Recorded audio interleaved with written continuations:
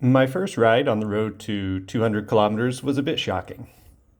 5 minutes from home, I came to a small hill. Within seconds, I was huffing and puffing in the lowest gear, grinding my way to the top. It was the effect of 6 months of inactivity and 3 years of not cycling much. Starting from zero is hard. The first hill was hard. The realization of how much fitness and skill was lost since being a super randonneur was harder. Accepting the need to improve and understanding the great fitness gap between your current self and your goal self is an important step for an aspiring or returning randonneur.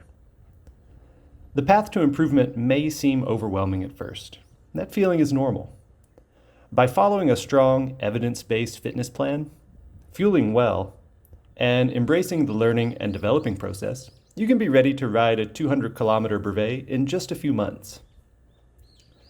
After reflecting on my development from suffering up a small hill in February to achieving my goal time of riding 200 kilometers on a brevet course in under 8 hours in July, I wanted to share 3 strategies to overcome the challenges riders face when beginning training for long-distance riding, and 2 pitfalls to avoid. The first strategy is to use the training intensity distribution concept to make a plan that is motivating to you. The training process begins with effort you put into a ride, stressing your body and making you fatigued. You then recover with food and rest. Your body adapts to the effort during recovery, getting stronger. Managing the intensity of the effort, the amount of time given to different intensities of work, the amount of total stress you sustain while training, and the recovery strategies you use to convert that fatigue into physiological adaptations are cornerstones of training, no matter the sport. There are many training models used by cyclists to good effect, and they all focus on manipulating these key points for the greatest effect. These are described as training intensity distribution models, and they serve as the framework for training plans developed by coaches and athletes. But personality types are motivated differently to the idea of planning. Some people love to make detailed plans, schedule events and activities, and follow these plans in a very orderly fashion. These people would be described as preferring a judging mindset, according to the Myers-Briggs type inventory. If this is your preference, you may find value in individualized professional coaching services or generalized plans like those found on Training Peaks and Trainer Road. Following these plans energize and motivate judging types. By following a high-quality plan that prescribes a suitable duration, intensity, frequency, and recovery for endurance cycling, judging types can quickly develop the fitness they need for successfully riding long distances. To people who prefer to be more flexible and spontaneous, which would be described as preferring a perceiving mindset by the Myers-Briggs type inventory, prescribed plans and coaching might feel limiting, unfun, and confining. These types of people are motivated to ride when they want, for as long as they want, and how they want. To some, failure is actually a better outcome than suffering through strict schedules and plans just for a recreational activity. This puts those with a perceiving mindset at a disadvantage for training efficiency compared to those who are motivated by planning and structure. This disadvantage can be mitigated by learning about the principles behind the main training intensity distribution models and how to apply them to practice an effective, unstructured, or lightly structured training style. Learning about these models will also help the judging types identify and understand useful structured training plans, as well as the guidelines that governed their development. But fair warning, each of these training philosophies are dogmatic, so people have strong opinions about which one is best, why it's the best, and why other models are trash. So, If you are a zealot of one of these training models or another one, please leave a comment below telling me how wrong I am. Now, if you are brand new to training, back from an extended break, or from an injury, before adopting any training model with high intensity involved, give yourself a few weeks or even a few months of slowly building up mileage and increasing your riding time each week at moderate effort. This will help you avoid any potential injuries that can come from high intensity work. The first training intensity model is called Polarized Training. It was popularized in academics by Dr. Stephen Seiler and his colleagues, who observed what top-level endurance athletes do to train. The model suggests spending most of your training time at rather low intensities and some of your training time at very high intensities. Little time is spent in those middle intensities. The middle intensity work is thought to take too much recovery time for the improvement it gives, and it has a negative impact on the quality of the high intensity work that's very important. To oversimplify a very complex subject, the low intensity work develops general endurance fitness, meaning your body can do work for a long time. The high intensity work builds your cardiovascular capacity and muscular strength to accept higher loads on all lengths of effort. Since you're here, you might prefer YouTube for doing research. Dr. Seiler has a YouTube channel with long-form discussions and presentations regarding polarized training. Cycling coach Dylan Johnson offers shorter form, easier to digest videos supporting the polarized model. Books in the 80-20 Endurance series also go into great detail on this topic. For a perceiving cyclist adopting this model in a lightly structured way, a week might have 4 or 5 days of riding in total, with at least 8, but likely 12 or more hours on the bike. Most of the rides will be done at roughly randonneuring pace, which is brisk, good for sightseeing where you're still able to chat, but also not slow and easy. A longer endurance ride on the weekend is a must. It helps get those hours in and give the adaptations that you'll need for actual brevets. Occasional pushes into middle intensities, like for a climb that you don't have the gears for, is normal. But one ride a week at least needs to be set aside for doing blocks of high intensity intervals. Small chunks of very high intensity elsewhere in the week is fine too, but for the intensity focused day, an example of the work that might be done would be 3 sets of short hill repeats done at very high efforts, totaling about 20 minutes per set. That could be mixed into a 2-hour ride that's otherwise done at randonneuring pace. The second training intensity distribution model is called Pyramidal Training.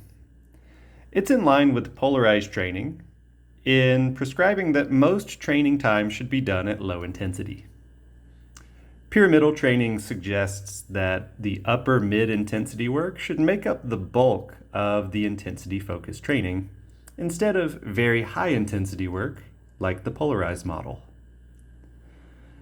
Pyramidal training suggests high-intensity work should be done sparingly to avoid injury and avoid overtraining exhaustion.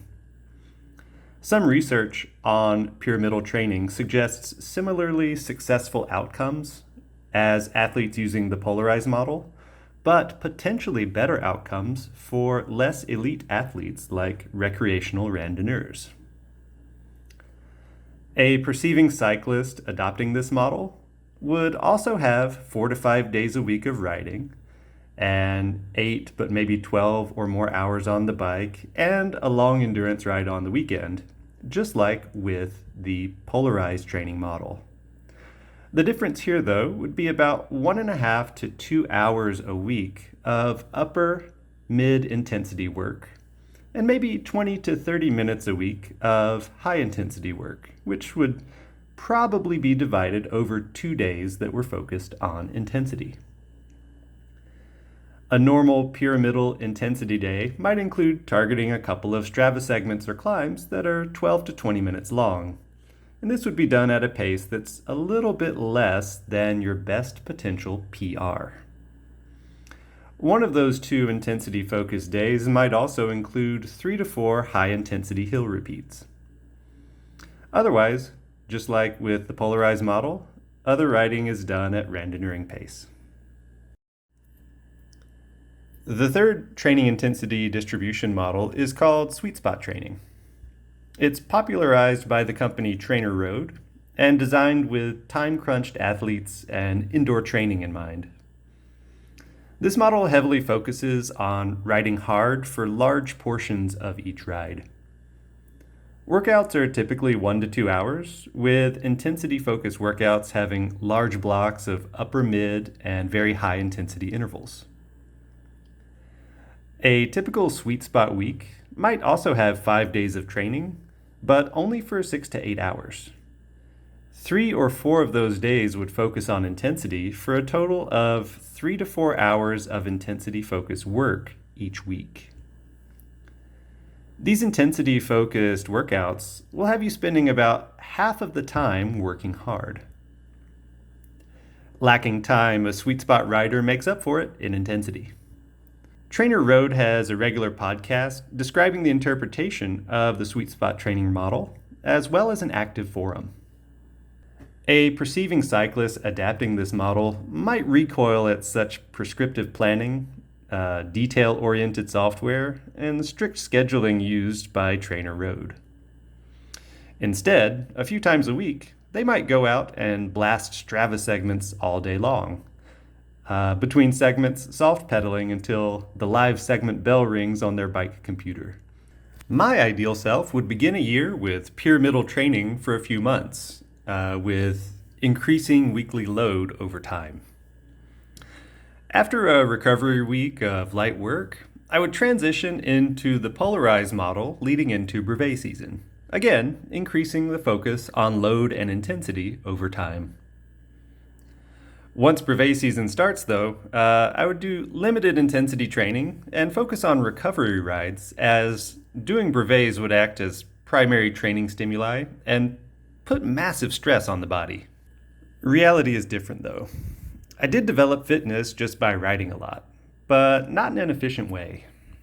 As a perceiving cyclist, I suffered from pitfall number 1, which is overusing the low, middle intensity riding. For a while this year, I was prone to riding at effort that was too strong to ride for a long time, but also too taxing to allow for high-quality intensity efforts when I attempted them. The 3 models mentioned before avoid targeting this intensity because it doesn't induce suitable adaptations for the stress it puts on the body. But it's a very common self-selected pace for cyclists who aren't following these intensity distribution models. Avoiding this pitfall is helped if you can follow strategy number 2, which is measuring and monitoring your effort.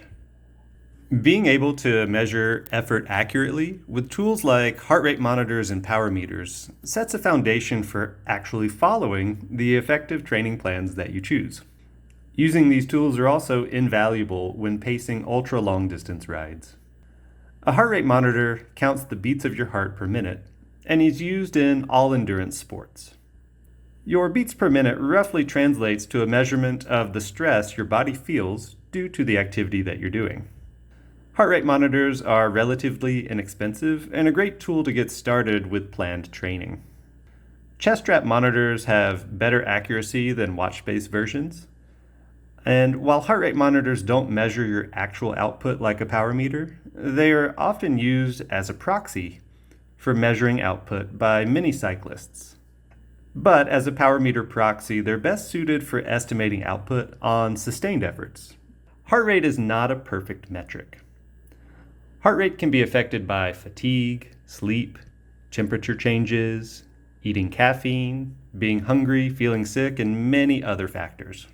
Heart rate lags behind your actual output too, sometimes taking 30 seconds or more to accurately represent your effort. When you begin a climb, you may push too hard as you feel fresh and your heart rate is low. This leads to poor pacing or even blowing up early. This delay makes heart rate an unreliable tool for measuring short, high-intensity efforts used in most training intensity distribution models. Power meters are used to measure your output in watts, which is different than the stress your body feels. This makes power meters the best choice for accurately targeting training. Power meters can be expensive, but prices have been dropping in recent years. Stages and 4i crank arm power meters and Asioma pedals are two great low-cost options at the time of filming.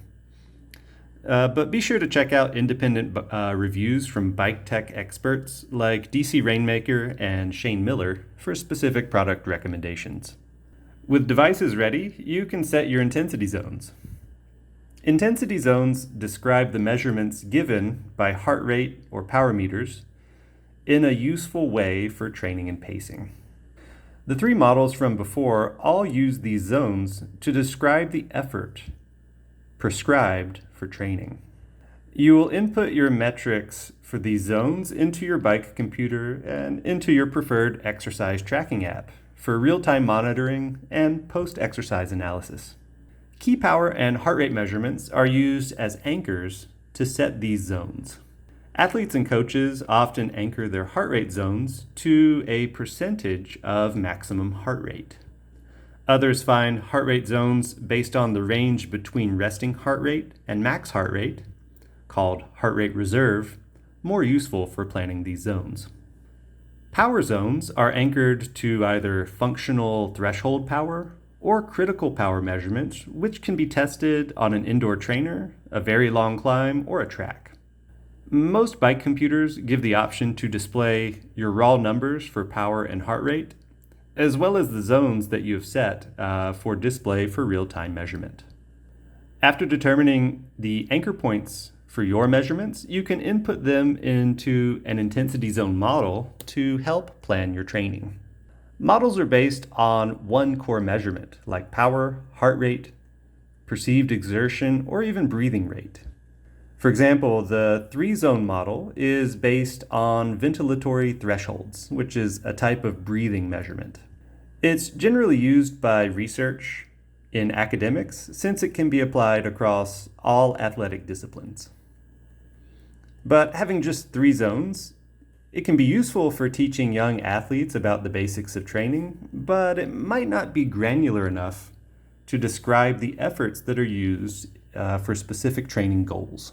Perceived exertion describes basically athletes' feelings about an effort. It's usually on a 1 to 10 or 6 to 20 scale, depending on the application. While it can be inconsistent in pure accuracy, if you don't have access to a heart rate or power meter, a structured training plan and record keeping using perceived exertion scale would be more effective than doing nothing at all. Models with 5 to 7 zones are most commonly used for coaching and training. The 7-zone model developed by Dr. Andrew Kogan from the book Training and Racing with a Power Meter is the most common model used by cyclists. Of course, it's based on power measurements. As described by Simon Jobson in the book Ultra Distance Cycling, the 7-zone model is part of cycling's lingua franca. A common 5-zone model used by the Norwegian Olympic Federation across all sports disciplines is based on heart rate. The 5-zone Norwegian model for heart rate can be rather neatly overlaid onto the first 5 zones of the Kogan model for power. This is because the upper 2 zones in the Kogan model are not effectively measured by heart rate due to their short duration. So here are my personal calculated zones at the moment, linked in a Google Doc in the description below. Now, the FTP is not impressive, but it should go up in time. This is just a snapshot for right now. You can download this Google Doc to estimate your zones. It uses the most common and simple anchor measurements of FTP for power and max heart rate for heart rate, even though critical power and heart rate reserve might be more useful anchor points. The heart rate scale is adapted to have slightly lower percentages in each zone compared to those found in a 2014 article that references the Norwegian model.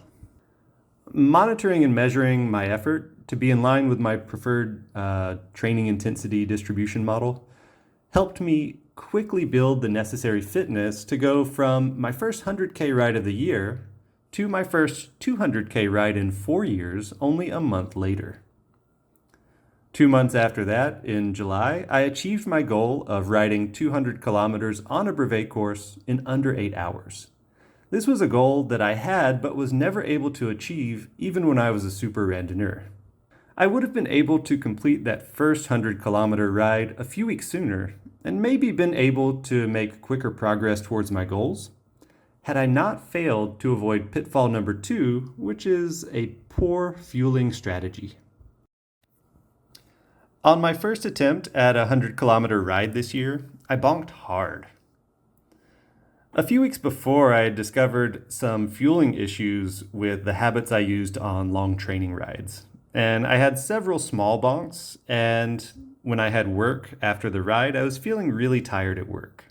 I worked to solve the problem just by bringing more snacks along and eating every 40 minutes or so instead of when I felt I needed to.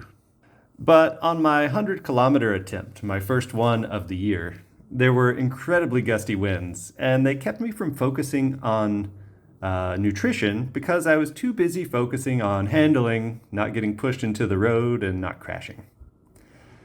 About 50 kilometers into the ride, a mega bonk occurred. Beginner and low fitness athletes are quite prone to having big bonk events. When you're at this stage, you haven't yet developed the fat burning capacity that comes with spending a lot of time in the endurance zone, which is a good buffer against the tendency to bonk, and it's an important adaptation to make for success in longer rides. Beginner and low fitness cyclists need to follow strategy number 3 for training and adopt a successful fueling strategy. As with training models, choosing and following the advice for a nutritional strategy will give better results than not thinking about nutrition at all and just doing what you want. In that, though, individual variation, special needs, and personal preferences, as well as the nutrition habits in your daily life outside of training, will all play a role in choosing and adapting the fueling strategy that's best for your training. When, what, and how much to fuel are the main considerations for fueling training.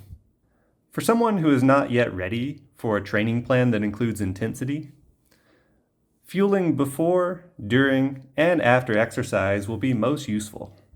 Concepts like fasted training or training hungry are not suitable for you yet, and they may lead you to just hating training rides, and that's not what we want.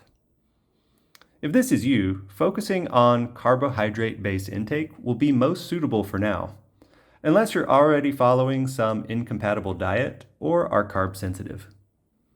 For example, a small sandwich before a 2-hour ride where you bring along a couple of bananas, a granola bar, and a sweet drink like lemonade would be a good start. When you get home, adding a smoothie, maybe with some stir-fried rice and veg, would be a suitable nutrition plan based around the training for a beginning rider. On some endurance rides, you will want to practice the fueling from sources that you'll find on the road in the remote locations that brevets go. Yes, I'm talking about convenience stores. Search them for foods that are easy to eat while riding, small and suitable to pack, provide the nutrition that you target, and importantly, don't cause stomach aches.